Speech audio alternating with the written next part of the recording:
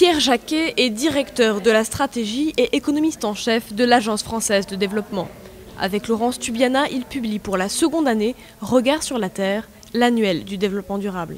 L'année 2007 a été marquée par un prix Nobel de la paix pour Al Gore, un Grenelle de l'environnement en France. 2007, c'est une année qui va rester dans l'histoire du développement durable, c'est un tournant ? Alors, le tournant est engagé depuis plusieurs mois.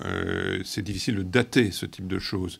Mais il est vrai que depuis quelques mois, on a une prise de conscience de plus en plus aiguë de certains enjeux du développement durable, notamment liés au réchauffement climatique. Vous parlez d'une prise de conscience. Au niveau politique, vous pensez que c'est réel ou est-ce que ce ne serait pas plutôt un effet de mode ?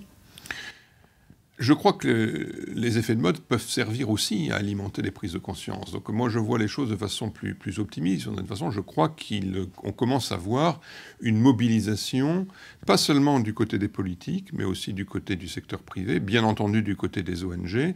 Et tout ça est en train, j'espère, de se cristalliser autour du réchauffement climatique.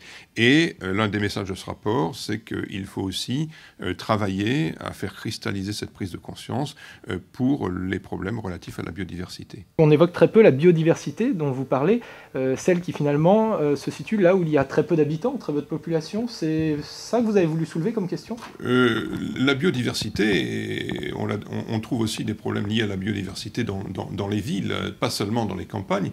Mais oui, nous avons voulu montrer que ce qui concernait la nature était très très important et qu'au-delà des enjeux très réels du réchauffement climatique, il y avait d'autres aspects encore du développement durable auxquels il fallait s'atteler de toute urgence.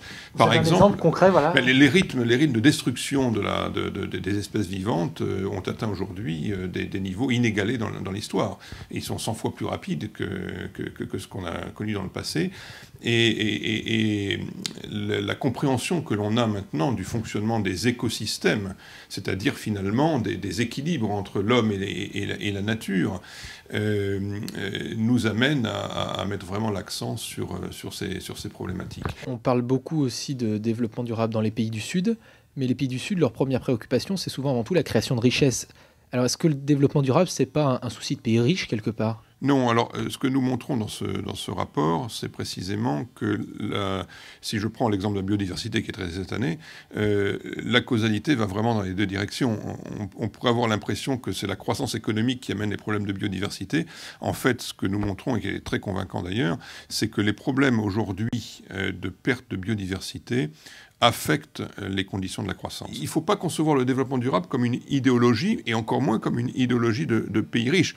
C'est une problématique très concrète qui se pose dans les pays en développement et qui se pose dans les pays les plus pauvres. Est-ce que c'est un enjeu qui est réalisable, c'est-à-dire demander aux pays du Sud de suivre ce modèle quand les États-Unis, gros pollueurs, y compris industriels, n'a toujours pas ratifié les accords de Kyoto ? Je crois que la solution ne peut venir que d'un engagement crédible et durable des pays du Nord à eux aussi changer les modalités de leur croissance. Le gouvernement américain n'a pas ratifié les accords de Kyoto, mais vous avez un grand nombre de villes américaines et d'États américains qui se sont engagés dans une stratégie très très claire de réduction des émissions de gaz à effet de serre. On a beaucoup parlé du Grenelle de l'environnement, mais est-ce que c'est pas finalement une démarche qui est relativement franco-française ? Si la France prend des mesures, tant mieux. Mais dans une économie qui est globalisée, mondialisée, quel impact ça peut avoir ? Est-ce que la France peut avoir un rôle de leader ? Je crois que la France et l'Europe peuvent avoir un rôle de leader. Je crois que, en fait, on peut avoir l'impression à court terme qu'il y a des coûts importants dans les stratégies visant à réduire les émissions de gaz à effet de serre, mais je crois que l'avenir économique est là. Je pense que le développement durable va créer des emplois. Parce que la prise de conscience, ça signifie aussi que les consommateurs ne vont plus acheter les mêmes produits, vont se comporter différemment, vont attribuer de la valeur à des comportements et à des produits qui auparavant n'en avaient pas.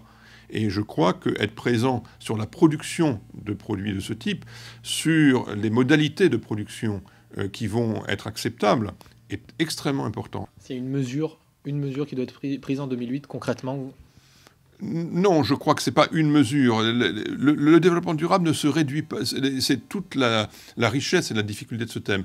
Il ne se réduit pas à une mesure. Le réchauffement climatique non plus ne se réduit pas à une mesure. Donc on est en train de parler en fait de modifications très profondes des modalités de comportement, aussi bien dans les pays riches que dans les pays émergents en très forte croissance. Donc ce n'est pas une mesure qu'il faut, c'est traduire cette prise de conscience en toute une série de mesures. Et d'ailleurs, on ne les connaît pas encore, ces mesures. On est en train de les chercher.